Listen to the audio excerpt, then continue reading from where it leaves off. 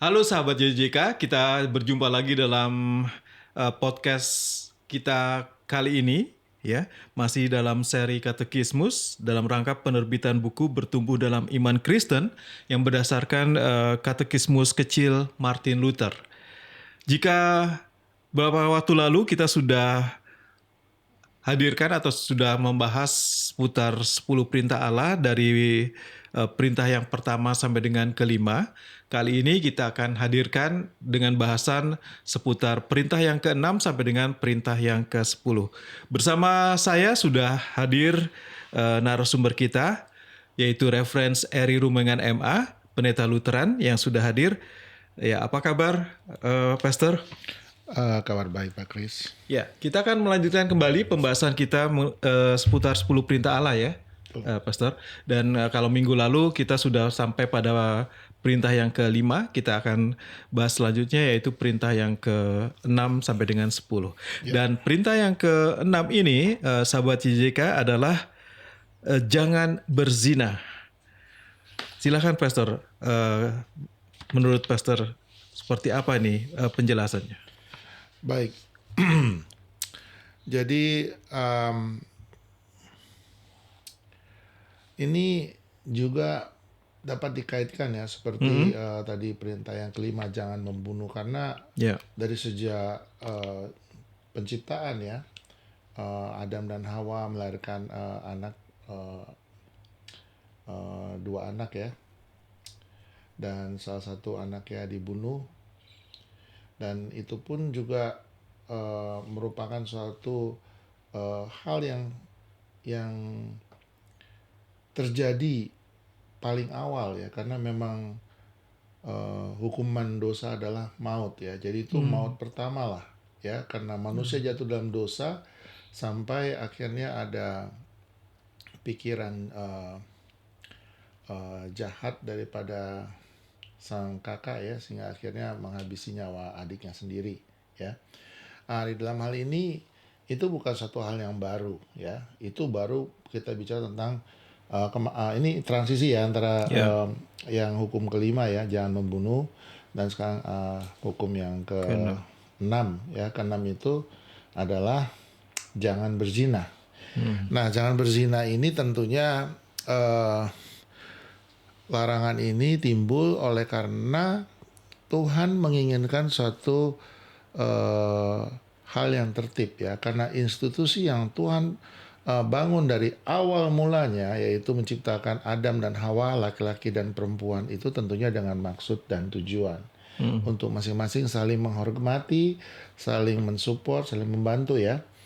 Awalnya ya Tuhan Yesus mengatakan, Allah mengatakan tidak baik manusia itu sendiri saja. Itu merefer atau menunjuk kepada Adam ya. Kemudian Tuhan menidurkan dia dan mengambil salah satu tulang rusuknya, dan terciptalah Hawa sebagai pendamping yang mensupport ya, menjadi teman, menjadi penolong, itu dikatakan.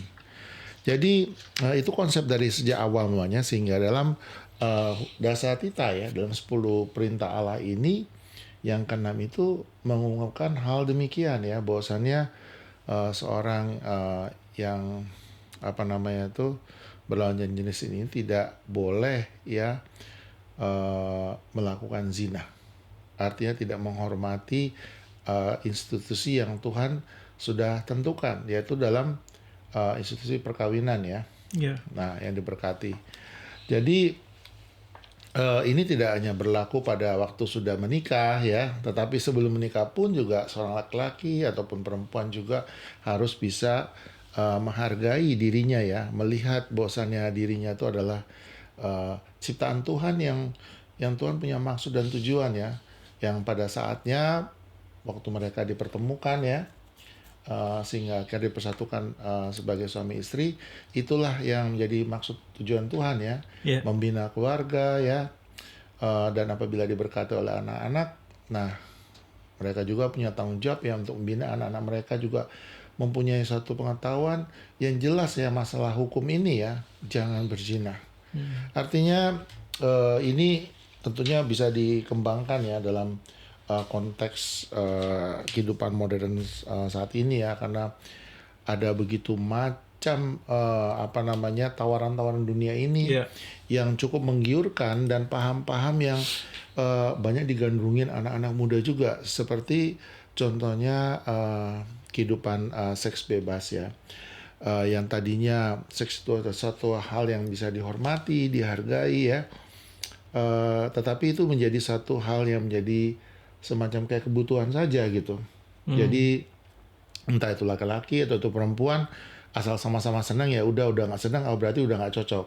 Ada juga yang mencoba untuk hidup bersama di luar pernikahan, mencobanya setahun 2 tahun, kemudian kalau cocok lanjut, kalau nggak cocok ya sudah. Jadi nggak ada yang dirugikan, karena memang untuk mengambil komitmen dalam satu perkawinan bukan hanya dalam bentuk perkawinan dalam gereja, tapi ini secara sivil juga atau secara pemerintahan juga itu diatur ya, sehingga pada waktu mereka istilahnya ada tantangan, keretakan di rumah tangga atau harus terjadi perceraian, dan ini sangat-sangat berpengaruh secara mental, spiritual maupun materi ya.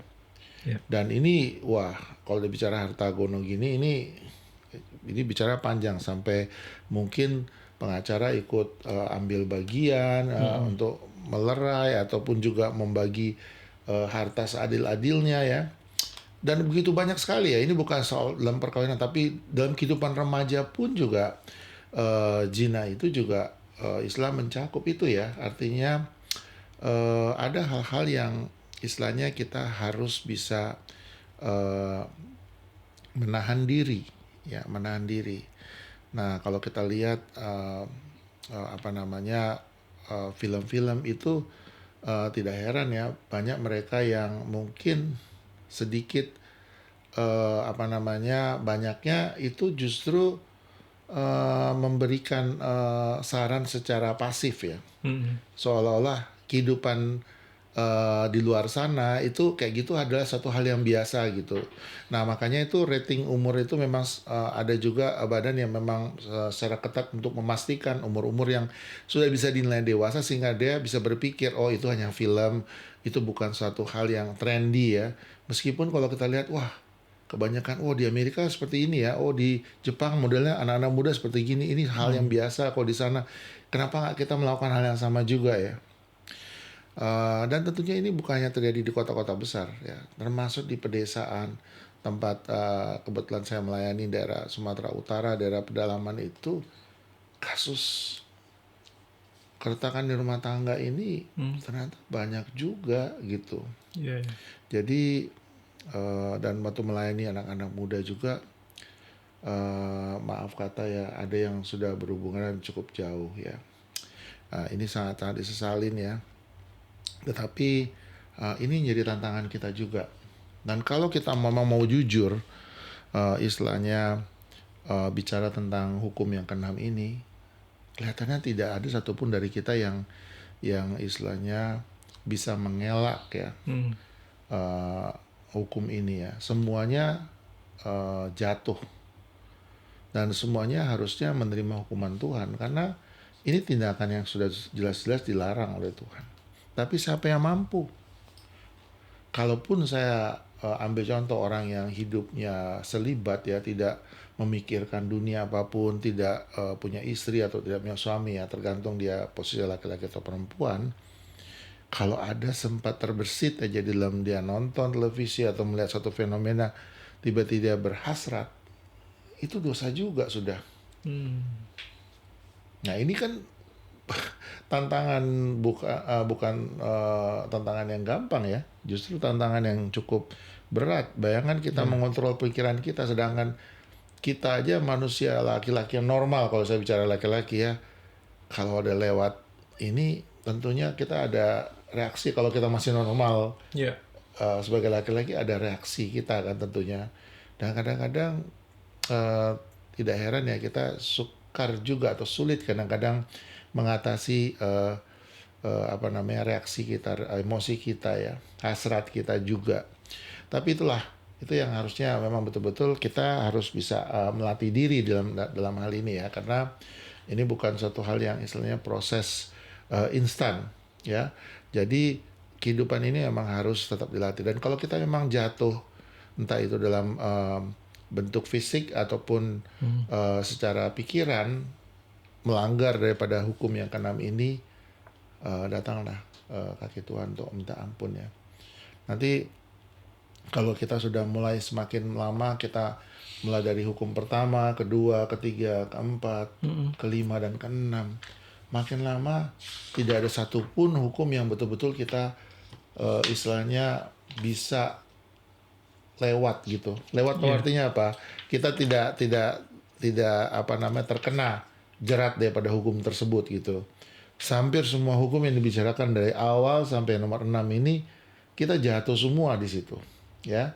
Semakin banyak yang dijelaskan dalam 10 perintah ini, semakin lama kita semakin lihat, aduh, kok tidak ada satupun yang kita bisa lakukan dengan baik gitu ya. Iya. Nah, itu loh yang apakah itu karena kodrat kemanusiaan yang berdosa yang kita miliki ya, Pastor? Hal itu jadi sulit dilakukan. Nah, itu jelas sangat-sangat berhubungan ya, karena kejatuhan manusia dalam dosa itu hasrat ya, itu nafsu itu jadi bagian yang manusia lakukan ya. Karena jatuh dalam dosa itu yang memungkinkan untuk kita melakukan hal-hal demikian. Karena waktu mereka berdua, Adam dan Hawa sebelum jatuh dalam dosa, bayangkan mereka tidak berbusana sama sekali kan istilahnya, dalam kondisi natural gitu. Toh mereka tidak istilahnya merasa malu satu sama lain. Jadi kekudusan mereka dijaga ya. Mungkin they clothed by the spirit ya. Jadi sehingga hal-hal yang sifatnya seperti nafsu yang tidak terkendali itu pada saat itu bukan satu hal yang dilakukan oleh mereka gitu. Tetapi ini jelas terjadi setelah mereka jatuh dalam dosa, sehingga hal-hal demikian ya, ada istilahnya orangnya cheating itu artinya berselingkuh ya, terjadi ya hal-hal demikian lah. Jadi zina itu besar sekali dan ini berkaitan dengan hukum-hukum yang lainnya juga sebenarnya.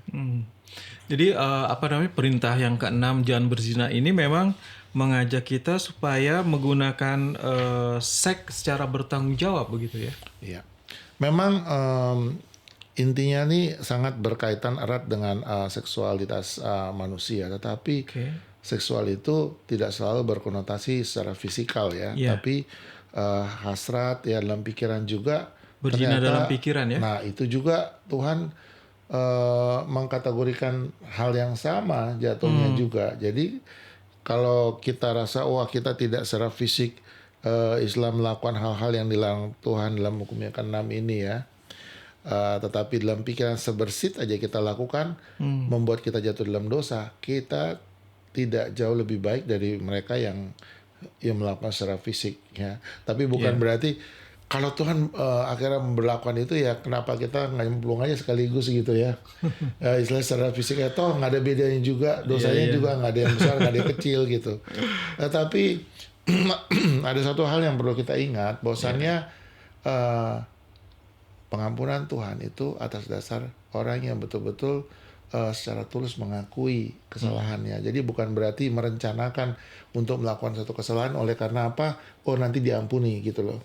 Tetapi kalau orang-orang yang memang terjatuh, tergoda ya, jatuh dan terjerat dalam hukum ini, tentunya Tuhan ya dengan senang hati mau mengampuni kita apabila kita memohon pengampunannya ya.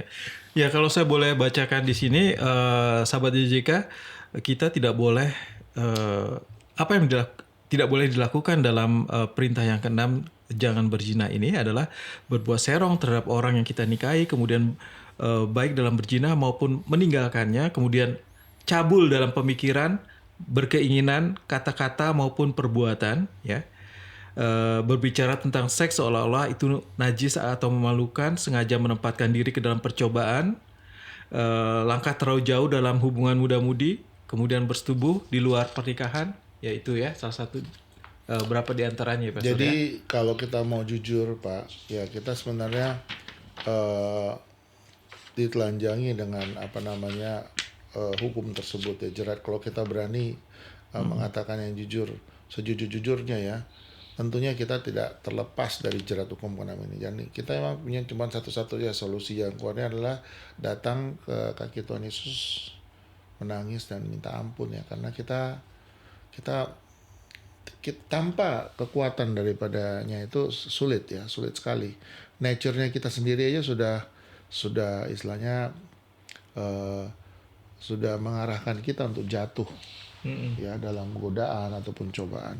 Itu Pak terus. Ya, sahabat YJK dari perintah yang ke-6 ini juga mengajak kita supaya menjaga kebersihan pikiran, mata, telinga, mulut, dan tangan. Ini beberapa organ tubuh yang memang harus dijaga ya, Pastor ya. Dan itu rata-rata tidak ada yang satunya sifatnya instan, harus dilatih. Baik. Dan berproses ya Pak. Baik sahabat YJK, kita masih bersama di podcast kita seri Katekismus yang berdasarkan buku yang akan kita hadirkan ke sahabat YJK, yaitu bertumbuh dalam iman Kristen berdasarkan Katekismus Kecil Martin Luther. Kita masih bicara soal 10 perintah Allah dan kita masuk dalam bahasan kita berikutnya, yaitu perintah atau dasatita yang ke-7 ya. Jangan mencuri. Ya, dasatita yang ke-7 adalah jangan mencuri. Apa artinya bagi kita? Pastor mungkin ingin menjelaskan? Sebenarnya ini perintahnya sangat-sangat gampang untuk kita pahami, untuk kita tidak istilahnya mengambil ya sesuatu ya tanpa izin dan pengetahuan atau kerelaan daripada orang yang mempunyai barang tersebut ya. Karena mencuri itu ada kaitannya dengan mengambil milik atau jadi hak orang lain gitu loh. Nah, bagaimana kalau misalnya contoh ya, kita kasih contoh sehari-hari biar lebih gampang ya buat para pemirsa kira-kira meraba ya. Misalnya ada uang di tengah jalan gitu, tiba-tiba jelas tidak ada, mungkin ada orang, kalau kita tanya semua orang ngaku dong kalau bisa 100.000 ya, uang saya. Tapi uang tengah jalan, dan mungkin juga kemungkinan besar tidak ada satupun orang yang akan mengklaim uang itu. Terus kita dengan sengaja mengambil dan menyimpannya untuk kepentingan kita dengan beralibi, ini keuntungan. Terus tambah lagi ya, berbohong, ini anugerah yang Tuhan sudah kasih. Waduh. Kayaknya itu istilahnya mencari-cari alasan bawa Tuhan pula lagi ya. Wah, ini Tuhan udah kasih saya rezeki nomplok nih, tiba-tiba saya lagi butuh-butuhnya uang, ada uang tengah jalan geletak gitu ya. Sebenarnya itu bisa dianulir dalam pengertian begini ya, kalau kita lapor ke polisi atau lapor kepada otoritas ya, bahwasanya saya menemukan misalnya uang gini ya. Tetapi di zaman modern ini saya rasa mungkin juga tidak ada yang peduli ya, apalagi kalau uang itu ditaruh di kantor polisi, mungkin juga bisa aja oknum itu yang menggelapkan sendiri ya. Terlepas itu semua, kalaupun kita mau melaporkan diri ya, mungkin kita bisa secara bijak melaporkan bahwa ada uang hilang di Jalan Sian. Saya tidak mau kasih tahu uang ya, karena kalau begitu tahu nilainya, semua orang jadi ingin tahu kira-kira ini besar apa kecil ya. Kalau dia misalnya punya ada uang yang hilang di sekitar jalan sini, silakan maju kantor polisi. Nanti polisi akan menghubungkan dengan saya dan saya akan matchingin berapa uang yang sebenarnya hilang. Dan kalaupun tepat ya, kenapa kok bisa hilang jatuh gitu? Misalnya dia nambah 100.000 ya. Oh, kalau misalnya bukan 100.000 ya udah. Sial aja kalau misalnya 100.000, iya saya benar 100.000 hilang, padahal dia mungkin nggak pernah hilang uangnya kan. Tapi uang kan hanya berapa ya, uang 5.000-an, 10.000-an ini kan. Jadi ada berbagai macam cara untuk memverifikasi ya uang itu milik dia apa tidak gitu ya. Karena kalau uang kan nggak mungkin ditandatanganin kan nggak mungkin ya. Ya, keinginan untuk memiliki itu sudah termasuk dalam mencuri ya. Ya, mencuri. Nah, jadi apapun yang bukan milik kita, kita ambil tanpa sepengetahuan orang lain atau tidak dilaporkan ya, meskipun barang hilang ataupun orang yang udah mati bukan berarti dia nggak dimiliki ya. Meskipun orangnya udah meninggal, berarti ada milik seseorang ya. Iya. Ini juga bisa berkaitan dengan harta gono gini ya. Kalau misalnya, wah orang tuanya udah meninggal, terus yang satu berusaha mencuri dengan memasukkan namanya atau mengatasnamakan orang yang sudah mati lah. Kalau sudah warisan atau apa ini bisa bukan satu hal yang baru ya. Bisa menjadi keributan. Mencuri ini sangat-sangat luas sekali ya. Ada satu hal yang seperti kayak tadi ya.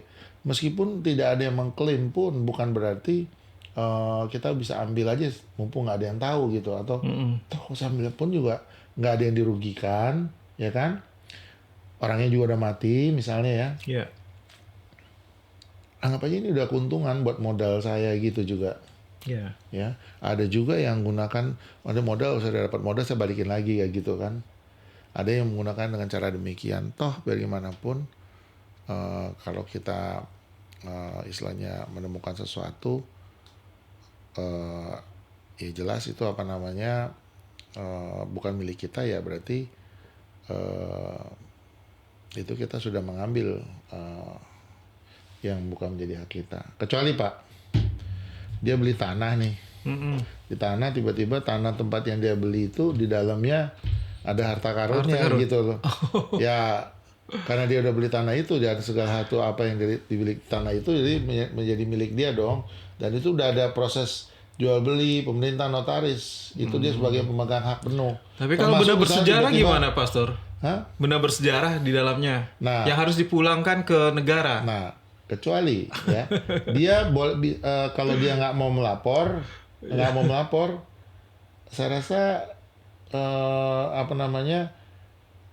kalau tidak ada peraturan yang mengatakan untuk dia melaporkan itu punya sejarah atau enggak, itu kembali pada moral orang tersebut ya. Bisa aja dia jual lewat luar negeri. Karena apa? Kalau diberitahu oleh pemerintah, jangan tahu kekayaan negara Indonesia kan langsung diklaim oleh pemerintah Indonesia. Dan kalau negara kan ada peraturan undang-undang kita ya. Negara itu menguasai apapun yang jadi milik. Jadi rumah orang pun kalau mau bilang ada rencana pemerintah untuk bikin jalan ya at least kompensasi ya dengan harga pasaran ya, minimal. Tapi kalau tiba-tiba ada harta karun di dalamnya atau ada minyak di dalamnya, mungkin harganya bisa beda juga kali ya. Nah itulah maksud saya, kita bicarakan ini ya karena itu terkait dengan apa yang menjadi ketertarikan orang sehingga orang mau memiliki ya. Atau mau merampas, mencuri, menggelapkan, itu termasuk dalam kategori ini semua nih. Jangan mencuri, menggelapkan, korupsi juga apalagi di mana-mana. Menolong orang untuk mencuri atau menipu termasuk rupanya. Termasuk Pak. Apalagi kayak cerita, nah ini contoh ya Robin Hood ya. Selalu mencuri dari yang kaya untuk bagikan yang miskin. Terlepas dari perbuatan baiknya yang baik dikenang orang, apalagi kalangan menengah ke bawah, tetapi tetap mencuri bukanlah satu tindakan. Dan merusak milik sesama, Pastor, juga termasuk mencuri. Oh iya, itu termasuk juga ya. Kategorinya satu hal yang sama. Jadi mencuri ternyata begitu kita mulai bahas sedikit demi sedikit, makin lama makin melebar. Dan ini kalau saya tidak stop, ini akan begitu banyak kategori yang bisa kita bahas ya. Makanya saya sudah pernah katakan bahwa saya belajar katekismus ini terus berkembang ya, nggak ada habis-habis. Apalagi kalau kita mengembangkan Dasasila ini, waduh, ini mulai berkaitan satu sama lain ya. Dan semakin kita hidup di zaman yang udah makin modern, wah makin banyak hal lagi yang kita mungkin belum kita pelajari atau kita tidak sadari ya bahwasannya itu ada bagian daripada pelanggaran ya. Nah itu dia yang menjadi itu ya perhatian kita. Oke, kalau begitu apa yang harus dilakukan, Pastor? Yang perlu dilakukan adalah bersyukurlah dengan apa yang jadi milik kita, dan apabila kita melihat ada satu yang orang lain punya yang kita ingin miliki, ya berupayalah untuk kita udah bisa mendapatkan itu ya, istilahnya, tapi bukan merampas ya, atau berusaha untuk mengambil yang bukan menjadi miliknya ya. Ya seperti itulah kira-kira. Baik, kita akan masuk dalam ini sebelum saya lupa. ya. Kalau mencuri hati, mengambil hati orang lain. Nah, kategori itu ya nggak termasuk ya, mencuri hati itu istilahnya semacam kata-kata yang idiom gitu ya mungkin ya. Nggak ada yang orang mencuri hati langsung diambil hatinya kan gitu. Tapi mencuri hati itu kan lebih kepada ungkapan gitu kan maksudnya Pak. Kalau masuknya dalam kategori tersebut tentunya di luar daripada konteks ini ya, mencuri hati pasangan ya. Nah itu mungkin ya tidak ada dampak negatifnya ya. Namanya dia mencuri berarti dia menyukai ya. Mungkin cara ungkapkannya begitu ya. Kalau lawan jenis oke ya, tapi kalau sesama jenis gimana tuh Pak? Balik mundur lagi mau hukum yang tadi ya. Tadi nggak sempat kebahas, tapi termasuk dari hal itu yang tadinya nggak salah, tapi begitu kita sekarang tiba-tiba mengambil hati yang sejenis, ini bisa jadi masuk ke mundur ke hukum yang sebelumnya tadi Pak. Jangan berzina ya. Karena Tuhan memintakan laki-laki dan perempuan ya. Banyak juga Pastor kalau atau yang mengambil hati untuk berbuat jahat. Mengambil hati untuk jadi mengajak orang untuk berbuat jahat gitu ya.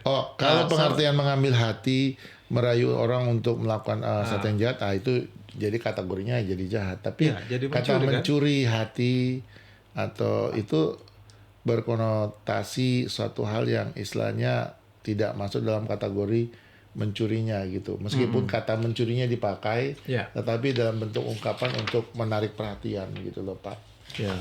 Oke. Baik, jadi cukup banyak kalau kita atau jika kita bahas ya satu persatu, tentunya banyak mengenai sendi-sendi kehidupan kita sebagai manusia ya. Baik, kita masuk dalam perintah Tuhan yang berikutnya, yaitu Dasatita yang ke-8 atau perintah Tuhan yang ke-8. Yaitu jangan mengucapkan saksi dusta tentang sesamamu. Ini berkaitan dengan berbohong ya, Pastor ya? Betul. Oke. Tentang sesamamu ya. Jadi jangan berdosa sesamamu ada dua hal ya. Pertama, jangan berdosa itu juga satu hal yang tersendiri, apalagi bicara tentang dosa dengan sesama kita gitu loh. Istilahnya itu kalau jangan berdosa kan itu directnya langsung impactnya ke kita sendiri yang membuat suatu kesalahan tersebut ya. Tetapi kalau sama sesama itu berarti kita mengaitkan orang lain juga gitu loh. Demi keuntungan kita sendiri atau ada sesuatu yang dibalik itu.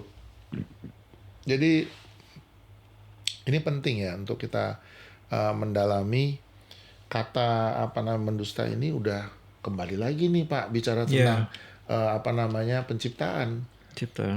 Dusta ini adalah produk iblis pertama kan, yang inilah yang digunakannya kepada Hawa ya, mendustai Hawa, mengiming-imingi bahwasannya dia bisa jadi seperti Allah, sehingga itulah manusia tertarik. Dan ini proses apa yang tadi saya sempat gambarkan di awal ya, bahwasannya manusia punya kebebasan berkehendak ya, memilih tanpa ada paksaan. Bukankah Tuhan pada waktu itu Tuhan tahu apa tidak sih sebenarnya? Tuhan tahu nggak? Tahu. Pada waktu dia mau makan, apakah Tuhan bisa melerai atau langsung menstop? Bisa saja. Tapi bukan Tuhan tidak berkuasa untuk menyetop mereka, tetapi karena kebebasan berkehendak itu merupakan juga anugerah yang manusia satu-satunya pilih ya. Ciptaan lain tidak ada ya anugerah berkebebasan berkehendak, itu tidak ada. Jadi inilah yang membuat manusia itu dihargai ya, bukan sekedar robot yang hanya menuruti perintah, yang tidak boleh keluar daripada perintah Allah. Sedangkan kita diberikan perintah Allah, 10 perintah Allah ini juga contohnya, toh juga kita nggak bisa lakukan, toh kebanyakan kita melanggar, sudah melanggar masih diselamatkan juga.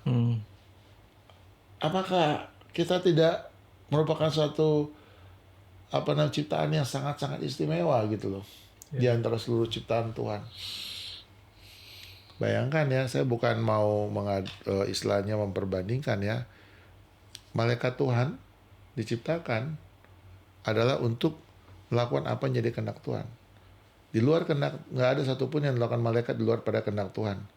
Kalau dia melakukan sesuatu di luar kehendak Tuhan, berarti dia melakukan dengan kehendaknya sendiri, berarti dia hanya dua, malaikat Tuhan atau malaikat yang menyembah jadi iblis ya, pengikut Lucifer. Nah, mereka tidak punya pilihan. Ya. Begitu mereka melakukan kesalahan, mereka pasti akan dihukum. Ya, jadi mereka tidak punya opsi. Salah satunya mereka harus jalani adalah melakukan apa yang menjadi perintah Tuhan. Oke. Nah, kita manusia itu betul-betul mempunyai satu hal yang sangat istimewa. Ya. Tuhan atur kita dengan memberikan 10 perintahnya sebagai guidance, cerminan, dan sebagai penuntun ya. Tapi toh melanggar pun juga diciptakan juga sama kita, toh kita langgar semua gitu loh. Nggak ada satupun yang bersih dari hukum ini gitu. Tapi inilah gambaran kekudusan Allah yang Allah nyatakan manusia, inilah yang harus kamu jalani. Ternyata tidak ada satupun manusia yang qualified kecuali manusia Yesus Kristus.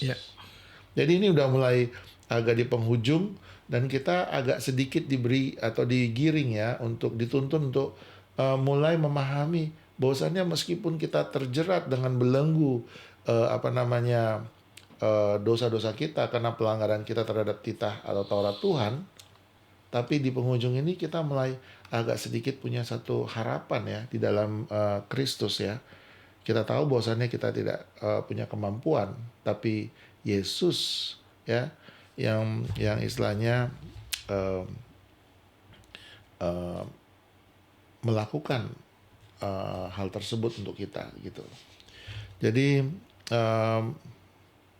berdusta ini ada yang orang mencoba untuk memutihkan dengan mengatakan ada bawang putih ya. Bawang putih artinya untuk sekedar supaya tidak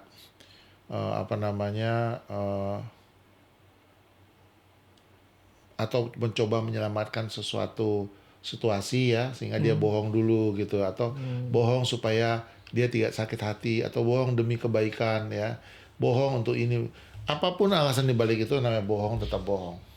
Artinya mungkin ada cara yang lebih bijak lagi untuk kita bisa tetap bicara kebenaran ya, bukan sesuatu yang sifatnya kebohongan. Karena bohong adalah bohong, dan itu adalah produk iblis. Banyak sekali ya iblis menggunakan cara-cara ini dan mencoba meluruskan seolah-olah ada hal-hal yang membohong itu boleh dikecualikan sebagai satu hal yang boleh dibenarkan. Jelas-jelas itu nggak bisa dibenarkan gitu. Ya kan? Artinya manusia berbohong atau mendustai terhadap samamu apalagi ya. Jadi tetap itu adalah satu kategori, satu hal yang salah dan itu melanggar ya istilahnya perintah Tuhan. Dan sahabat YJK, berdosa itu juga dalam bentuk apapun ya, termasuk adalah memperdayakan sesama dengan pernyataan yang salah, kemudian menyebarluaskan laporan yang tidak benar ya, membongkar rahasia sesama itu atau berkhianat itu juga termasuk ya. Iya, betul. Bersaksi palsu di pengadilan ya, dan melaporkan dusta, kemudian berbicara jahat mengenai sesama, termasuk memperguncingkan, kemudian menyebarkan hoax ya, kabar angin, dan menghakimi sesama secara tidak adil, berniat merusak nama baik sesama kita. Itu berapa contoh ya dari berdusta ya, Pastor ya. Ya. Ada satu contoh seseorang dia mengetahui satu kebenaran tertentu ya, tapi waktu dia bicarakan, memang dia nggak harus untuk membicarakan seperti apa yang dia ketahui gitu loh. Sehingga kebenaran yang sesungguhnya itu tidak tergambar secara jelas ya. Bagaimana kalau misalnya dia kerja sebagai anchor news ya, atau sebagai pembawa acara atau berita, yang mana dia harus membaca berita yang sudah ada di list teksnya. Padahal dia sudah diinfokan sebenarnya kebenaran yang sebenarnya itu ini. Tetapi untuk menginfokan ke masyarakat, dia harus baca apa yang dikatakan di situ. Nah ini dia termasuk yang berbohong atau jatuh dalam dosa apa tidak? Nah kalau dia tidak tahu mungkin beda ya kasusnya, tapi kalau dia sudah tahu, yang menuliskan itu aja di teletext yang apakah dia juga mendalami kasus itu atau hanya contoh sekedar begini ya, terjadi pemberontakan ya dilakukan oleh beberapa teroris sehingga beberapa meninggal itu ya, sekian jumlah orang meninggal. Dia berusaha untuk menetralkan suasana gitu. Padahal yang meninggal banyak. Ya kan? Ada juga udah meninggal misal 10 tapi di exaggerating, artinya dibikin wah dengan jumlah yang lumayan besar. Tapi orang kan berpikiran 100 200 ternyata cuma 10 gitu. Tapi itu kan sudah menggunakan cara dengan satu niat tertentu untuk melakukan satu kebohongan, dan ini terus terang berkaitan juga dengan bisnis ya. Bisnis yang sebenarnya yang jitu yang itu adalah mengandalkan nggak ada yang namanya betul-betul jujur ya, namanya bisnis. Jadi kita tentunya bukan mendustai ya, tapi kita tidak perlu mengungkapkan berapa yang kita hasilkan atau modal kita ya, atau enggak ini. Tapi kan kalau ditanya berarti modalmu segini, kamu keuntungan sini dong, ya kita jangan bilang iya atau enggak. Kita nggak perlu mengiyakan, karena kalau kita bilang iyakan atau mengiyakan, kita terjerumus dalam harus menjawab pertanyaan tersebut, kita jadi berdosa. Ya kan? Ini juga sebenarnya kita hanya cukup bijak ya. Saya jadi teringat pada waktu saya melakukan satu interview ya, yang mana saya harus menjawab ya pertanyaan dari yang menginterview saya. Kamu melakukan ini apa tidak? Tapi ini bukan masalah kriminal ya. Tapi yang jelas dia mengatakan, kalau saya bilang iya, saya udah akuin ya udah.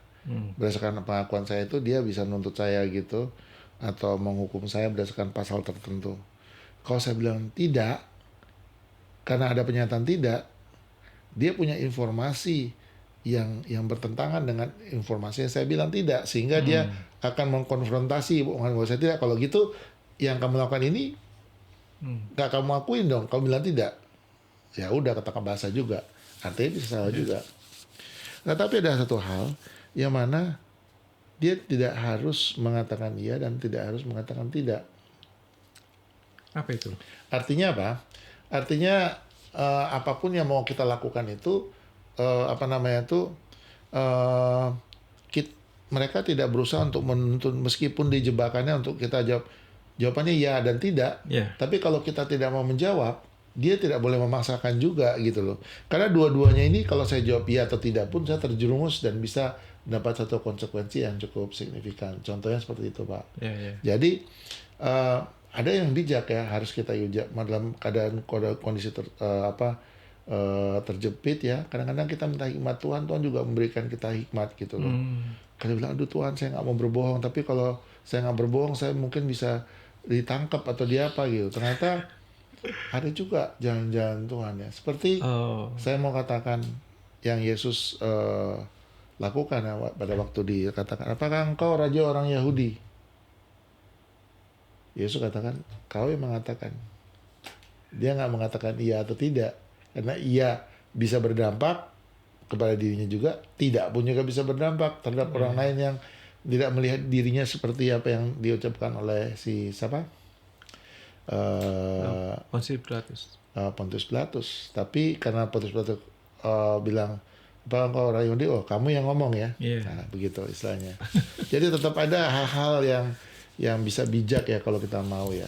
Jadi seperti itu. Jadi perintah yang ke-8 ini mengajak kita untuk berkata-kata kasih ya, Pastor ya. Betul. Dan juga menggunakan lidah dengan baik gitu ya. Lidah baik itu untuk mengungkapkan kebenaran, bukan kebohongan. Jadi kebalikannya dilarang itu untuk kita selalu mengutamakan kejujuran, kebenaran dalam berkata-kata ya.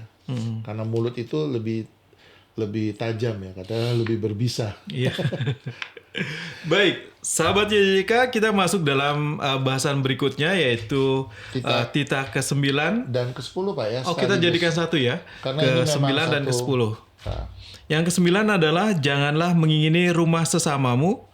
Sementara yang ke-10 jangan mengingini istrinya atau hambanya laki-laki atau hambanya perempuan atau ternaknya atau apapun yang dipunyai sesamamu. Iya. Ya. Ini tadi masih berkaitan dengan hukum yang sebelumnya, jangan mencuri ya, artinya menginginkan apa yang bukan punya kita. Punya kita ya. Tapi kalau itu udah mengambil ya, istilahnya ya, mengambil. Tapi kalau ini menginginkan, artinya itu apa? Baru hanya menginginkan ya, hasrat aja, karena semua dosa itu bentuknya kan terjadi dari atas dasar keinginan duluan gitu kan.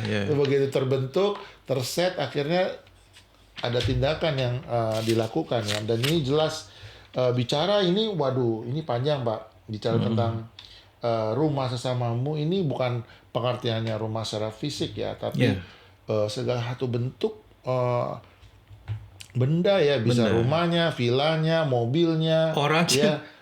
Ya. Apa namanya itu, benda-bendanya ya, istilahnya ya, kapalnya lah atau apapun ya, uangnya.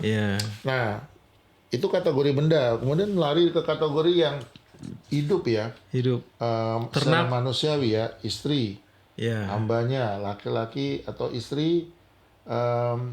Jangan mengingini istri atau hambanya. Ini nggak bilang jangan mengingini suaminya, nggak ada ya, istrinya. Jadi kayak seolah-olah laki-laki yang lebih ditekankan ya, untuk jangan menginginkan istri orang lain ya, karena mungkin bukan mungkin ya, tapi itu yang tertulis demikian ya. Atau ternaknya atau apapun. Hambanya laki-laki atau hambanya perempuan, ini ya. Tapi ini memang ada konteks. Tapi atau apapun yang dipunyai sesamamu, termasuk pasangannya. Ya, pasangannya itu juga sama aja. Artinya apapun, berarti benda mati, benda hidup menginginkan. Ini hanya mau mengajarkan kita untuk mensyukuri apa yang Tuhan sudah berikan kepada kita gitu loh. Kalau kita tuh konsepnya mau mensyukuri hidup kita tidak terlalu teriming-imingi atau terlampau tertekan atau menjadi iri hati atas orang lain yang punya sesuatu dan kita tidak punya gitu loh.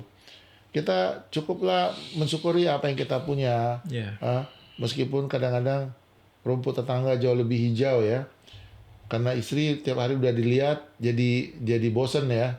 Lihat istri orang jadi pengen ngambil, atau tiba-tiba kepikiran ya, itu kalau jadi istri saya bagaimana, contoh ya.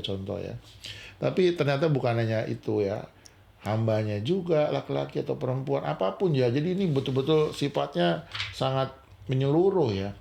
Karena menginginkan ini juga kembali lagi Pak, itu settingnya dari Kejadian. Kan Hawa menginginkan makan buah itu karena ada satu hal yang dia rasakan, seolah-olah Tuhan mungkin menyembunyikan sesuatu gitu pada itu. Makanya dia terkecoh dengan dusta. Jadi ini antara dusta, keinginan ya, terus udah berkaitan semua, terus berzina gitu ya. Ini satu yang kompleks ya. Jadi makanya hukum-hukum ini berkaitan satu sama lain, yang mengikat satu sama lain. Jadi saya terbebas dari hukum yang ke-6 nih. Yang lainnya saya udah mungkin saya salah gitu, atau saya mungkin tergoda, atau saya jatuh. Tapi yang at least satu hukum ini saya bisa jalanin. Enggak juga membuat kita jauh lebih baik gitu loh. Beberapa pun yang kita bisa lakukan, kalau tidak secara sempurna kita lakukan tanpa cacat dan celah, tetap kita masuk dalam kategori tidak mampu ya. Sebenarnya hukum Taurat ini, makanya tadi dibilang kita tidak hidup lagi berdasarkan hukum Taurat. Kenapa? Hukum Taurat ini hanya menelanjangi kita, bahwasannya kita adalah orang yang betul-betul sangat terpuruk ya dalam dosa dan tidak punya harapan apapun kecuali kita mau bersender ya kepada Kristus. Itu aja Pak. Jadi kalau bicara tadi kita dari 5 awal yang pertama dan 5 awal yang terakhir tentang dasatita tadi, ini adalah kembali lagi saya ingatkan seperti awal mulanya, kita diberikan kebebasan dalam berkehendak, tapi toh kita itu akhirnya apa? Memberontak kepada Allah. Pemberontakan kita pada Allah itu membuat kita jatuh dalam dosa. Jatuh dalam dosa pun Allah sudah merencanakan ya, dengan akhirnya mengirim putra tunggal satu-satunya ya, yang dia kasihi, mati bagi kita demi pengampunan dosa-dosa kita, sehingga kita dilayakkan satu kali lagi ya, dan dosa-dosa kita itu diampuni ya secara utuh. Baik. Sahabat YJK, demikianlah bahasan kita mengenai dasatita yang kita sudah bahas dari perintah yang pertama sampai dengan perintah yang ke-10. Dan sebagai penutup pada hari ini dari dasatita, apa yang kita bisa ambil dari bahasan kita mengenai perintah Allah ini, Yang Pastor? jelas tadi dasatita itu hanya menggiring kita kepada maut. Makanya kita benar-benar terpuruk ya. Maut itu adalah konsekuensinya hukumannya. Nah makanya tidak ada satupun yang luput ya. Sama seperti Kristus mati karena dosa-dosa kita, bukan karena dosa-dosa dia. Dosa-dosa kita dia akhirnya mati, tetapi melalui kematiannya pada saat itu merupakan titik kulminasi kemenangan kita yang sesungguhnya ya, bahwasannya maut itu dikalahkan dan kita punya pengharapan kehidupan bersama-sama Kristus. Karena kita tahu bahwa Kristus lah yang menyelamatkan kita, Pak. Jadi hukumannya jelas. Nah itu tadi ada ini ya kan, kembali lagi dari asal muasal dosa itu ya. Jadi itulah kita tetap membahasnya. Jadi dasar kita tetap bukan satu hal yang lampau ya, atau tidak perlu kita ikuti, tetapi satu yang tetap bisa kita gunakan sebagai cermin, sebagai penuntunnya juga ya, sebagai curbing ya, yang menjaga kita, memagari. Baik. Demikian Pak Kris. Baik, terima kasih Pastor untuk penjelasannya. Dan sahabat YJK, demikianlah perbincangan kita seputar dasatita dari perintah yang pertama sampai dengan perintah yang ke-10. Kiranya memberkati Anda semua. Kita jumpa lagi di podcast mendatang dengan bahasan yang menarik. Sampai jumpa. Shalom. Shalom.